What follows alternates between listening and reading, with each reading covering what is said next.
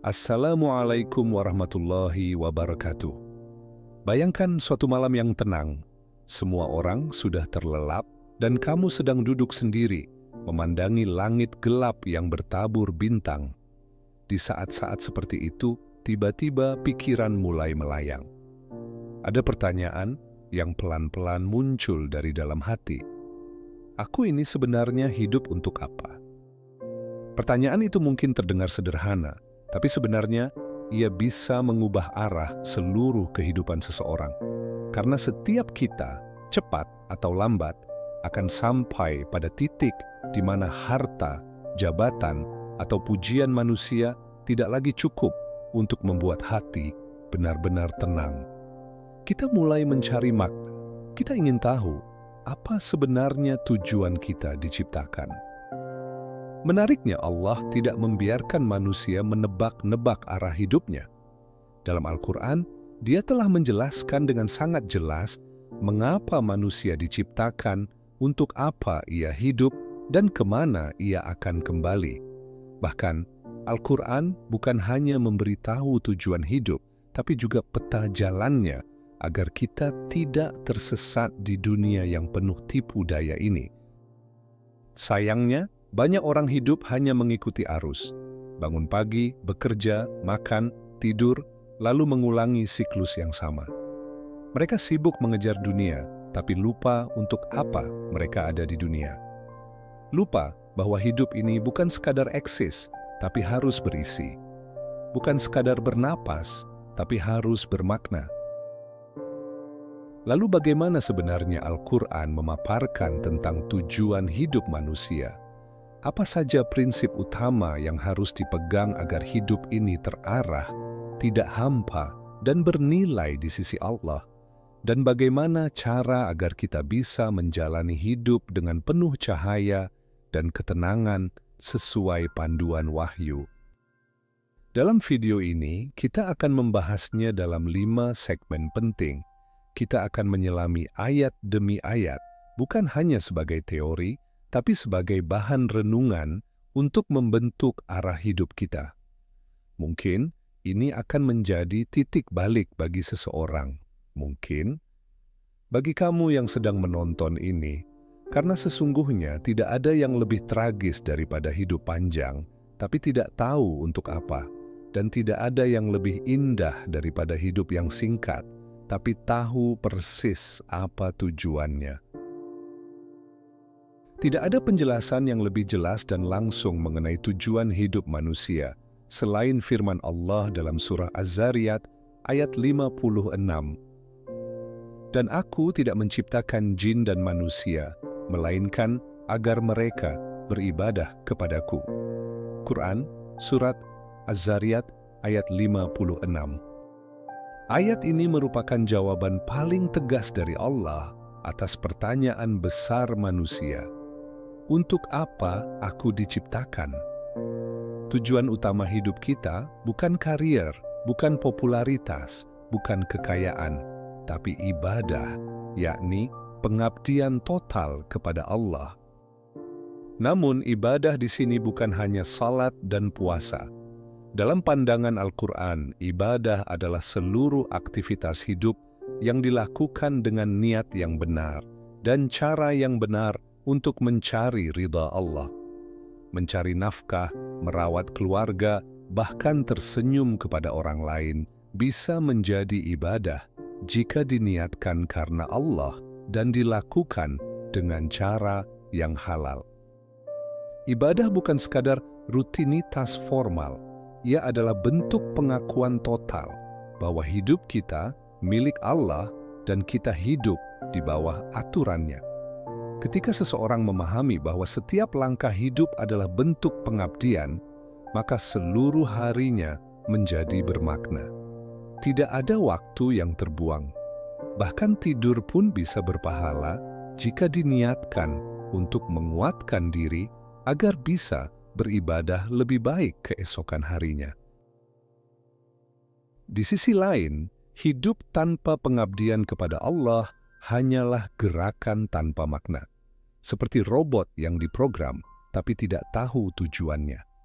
Ia bisa terlihat sukses di mata manusia, tapi kosong dalam pandangan akhirat.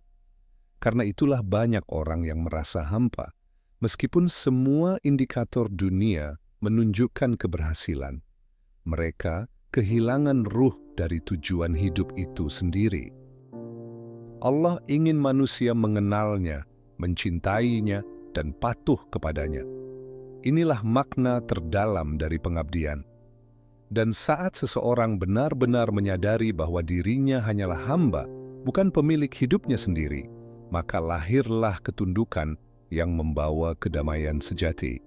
Dia tidak lagi memberontak terhadap takdir, tidak resah mengejar pengakuan dunia.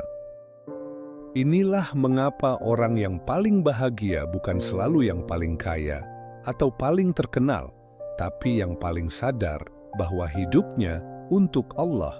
Mereka menemukan makna dalam setiap ujian, ketenangan dalam setiap pengorbanan, dan harapan dalam setiap ketaatan. Kita bisa memilih jalan hidup yang kita suka, tapi jika tujuan akhirnya bukan Allah, maka kita hanya akan lelah di dunia dan menyesal di akhirat. Sebaliknya, siapapun yang menjadikan pengabdian kepada Allah sebagai poros hidupnya, maka seluruh semesta akan menjadi jalan baginya menuju kedamaian yang abadi. Hidup sebagai ujian. Bayangkan kamu sedang ikut ujian di sebuah ruangan. Di depanmu ada soal-soal yang sulit. Di sekitarmu ada orang lain juga sedang mengerjakan soal masing-masing. Kamu tidak boleh menyontek, tidak boleh bertanya, dan hanya punya waktu terbatas. Kamu harus serius karena nilainya menentukan masa depanmu. Begitulah hidup ini dalam pandangan Al-Quran. Allah tegaskan dalam surah Al-Mulk ayat 2, Allah yang menciptakan mati dan hidup untuk menguji kamu, siapa di antara kamu yang paling baik amalnya. Quran surat Al-Mulk ayat 2. Artinya, hidup ini bukan tempat bersenang-senang sepenuhnya. Hidup adalah ruang ujian, dan setiap ujian punya nilai. Maka, siapapun yang memahami ini, dia tidak akan menyia-nyiakan waktunya.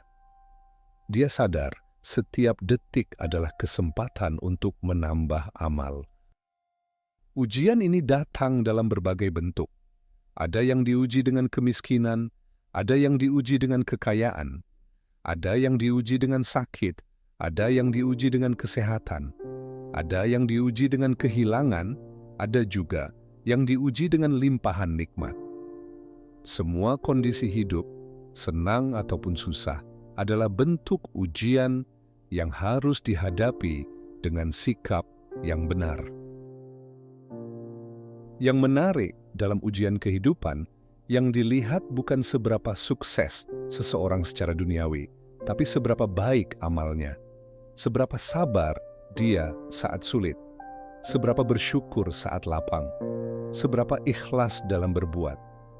Inilah yang membuat pandangan seorang mukmin berbeda dari orang kebanyakan. Ia tidak terpesona oleh dunia karena ia tahu dunia hanya tempat ujian, bukan tempat tinggal selamanya.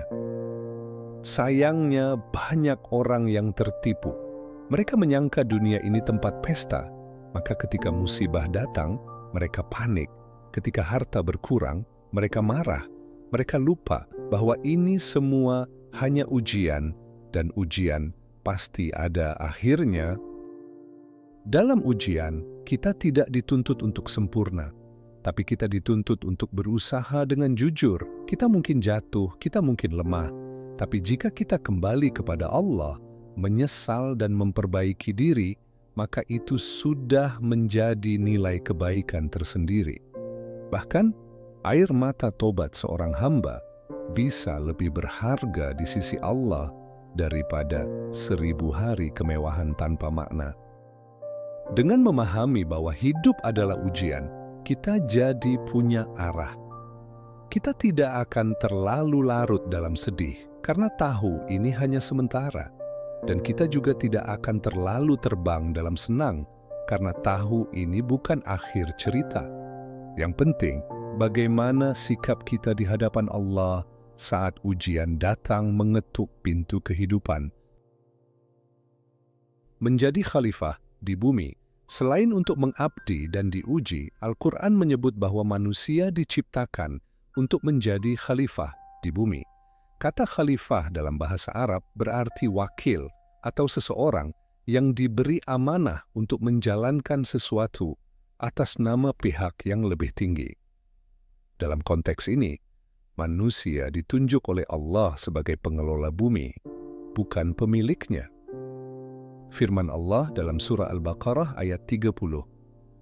Ingatlah ketika Tuhanmu berfirman kepada para malaikat, sesungguhnya aku hendak menjadikan seorang khalifah di bumi.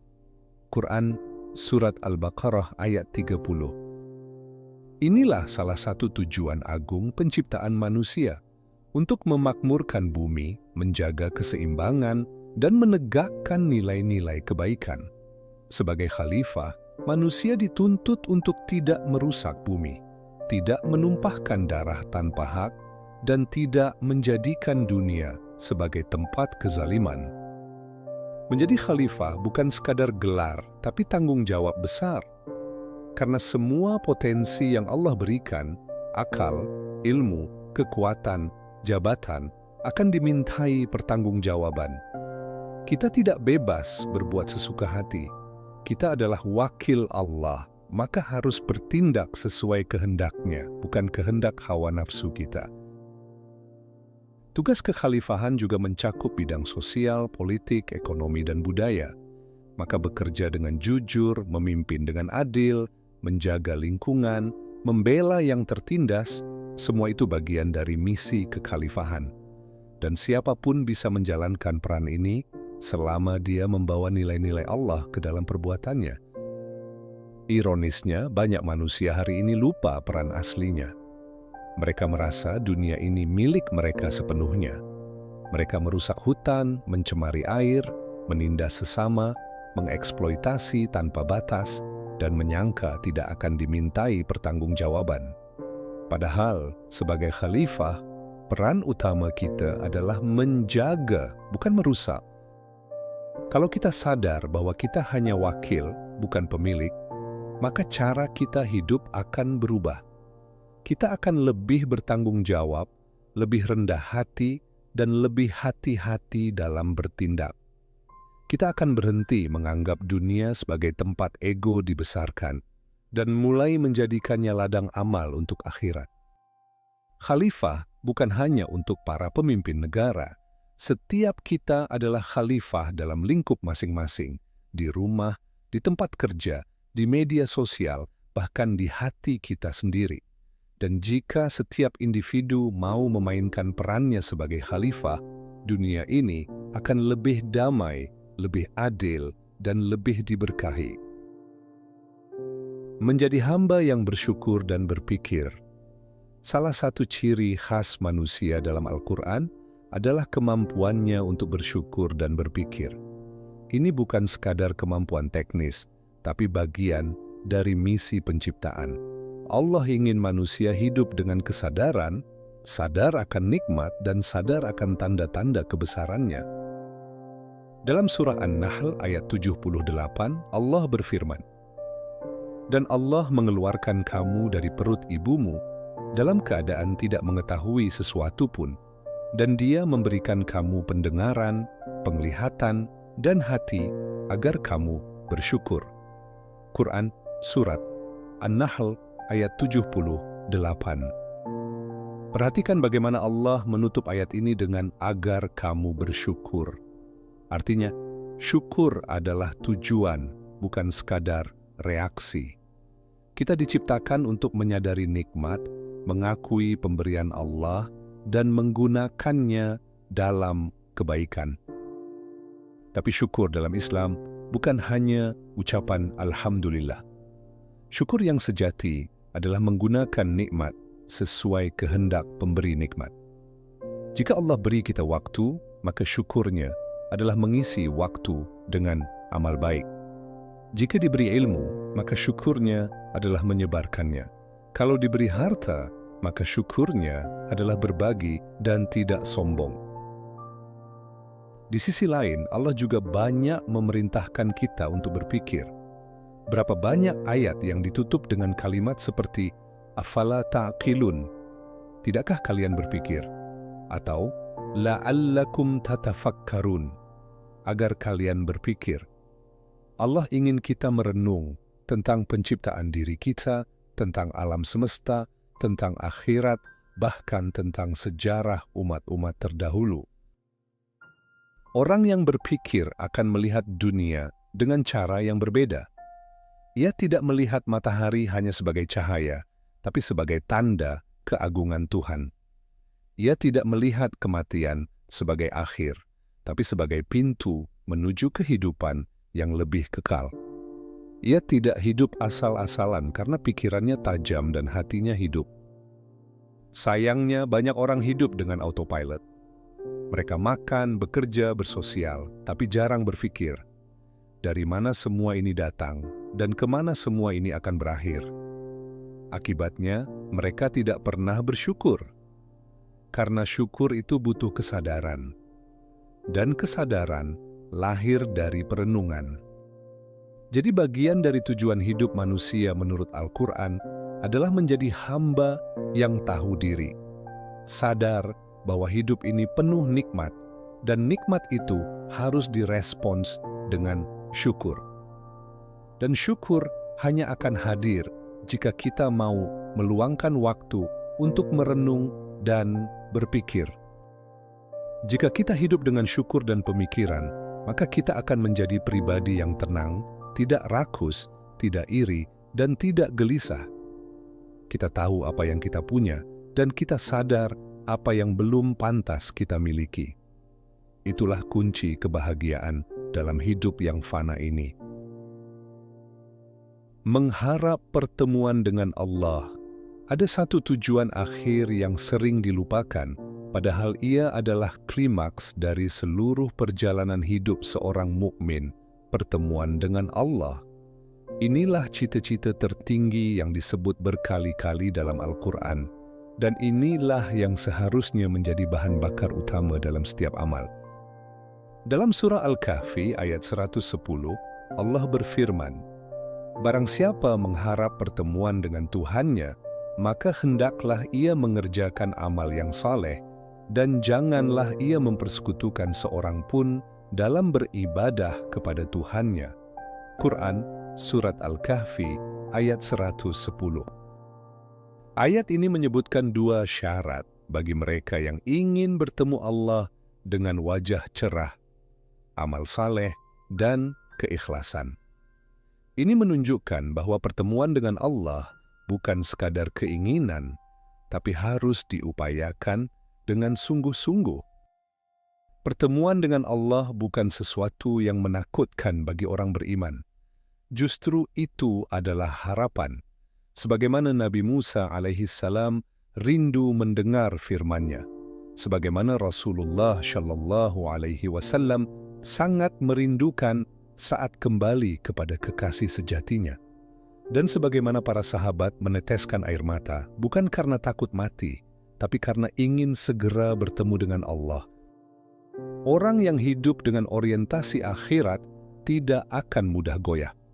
Ia tidak takut miskin, tidak resah dengan pandangan manusia, karena yang ia cari bukan dunia, tapi ridha Allah. Ia tahu dunia ini hanya jembatan menuju pertemuan itu. Maka ia perbaiki amalnya, ia bersihkan niatnya, dan ia jaga hatinya dari cinta dunia yang berlebihan. Cinta kepada pertemuan dengan Allah akan mengubah seluruh cara kita memandang kehidupan. Kita tidak lagi sibuk mencari pujian makhluk, tapi sibuk memperbaiki diri agar layak disambut oleh Allah. Kita tidak lagi sibuk menumpuk dunia, tapi sibuk menanam kebaikan yang bisa menjadi bekal di akhirat. Al-Quran juga menyebut bahwa orang yang takut akan hari pertemuan dengan Tuhannya akan menjaga dirinya dari nafsu dan keburukan.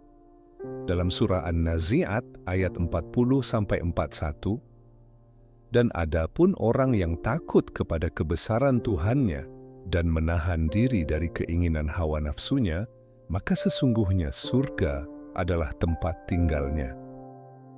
Jika tujuan hidup kita adalah Allah, maka kita akan selalu punya arah meskipun dunia sedang gelap.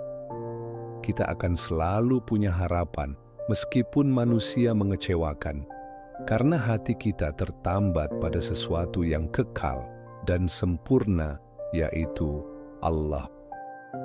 Dan pada akhirnya, tidak ada yang lebih membahagiakan daripada saat pertama kali seorang mukmin melihat wajah Tuhannya di surga. Sebuah momen yang tidak bisa digambarkan dengan kata dan tidak bisa dibeli dengan dunia seisinya. Itulah klimaks dari semua amal, semua kesabaran, semua pengorbanan. Itulah puncak dari tujuan hidup menurut Al-Quran, bertemu dengan Allah dalam keadaan Allah ridha kepada kita. Sekarang, kita telah menyelami 5 tujuan hidup utama menurut Al-Quran.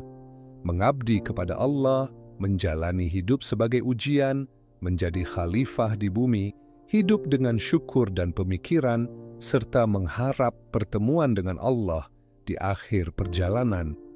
Setiap poin ini bukan sekadar teori, tapi panggilan nyata bagi setiap kita yang mencari makna dalam hidup. Karena tanpa pemahaman ini, kita bisa mudah tersesat dalam kesibukan dunia yang fana, hingga lupa tujuan utama kita diciptakan. Ingatlah, hidup bukan sekadar untuk mencari kebahagiaan sesaat. Hidup adalah perjalanan menuju Allah. Dan perjalanan itu harus dilalui dengan kesadaran, tanggung jawab, dan harapan yang kokoh. Mulailah hari ini dengan menata niat. Jadikan setiap langkah sebagai ibadah. Hadapi ujian dengan sabar. Jalankan amanah kekhalifahan dengan penuh kejujuran. Bersyukurlah dalam setiap keadaan dan tanamkan dalam hati harapan kuat untuk bertemu dengan Allah dalam keadaan Dia ridha. Jika kamu merasa video ini memberi manfaat, jangan lupa untuk like, share, dan subscribe agar lebih banyak orang mendapatkan inspirasi yang sama. Tinggalkan komentar tentang bagian mana yang paling menyentuh hatimu atau pertanyaan yang ingin kamu bahas lebih lanjut. Dan yang paling penting, ajak diri kita sendiri untuk selalu kembali pada Al-Quran sebagai petunjuk utama dalam menjalani hidup. Karena di sanalah kita menemukan jawaban sejati atas pertanyaan paling mendalam. Aku hidup untuk apa? Wassalamualaikum warahmatullahi wabarakatuh.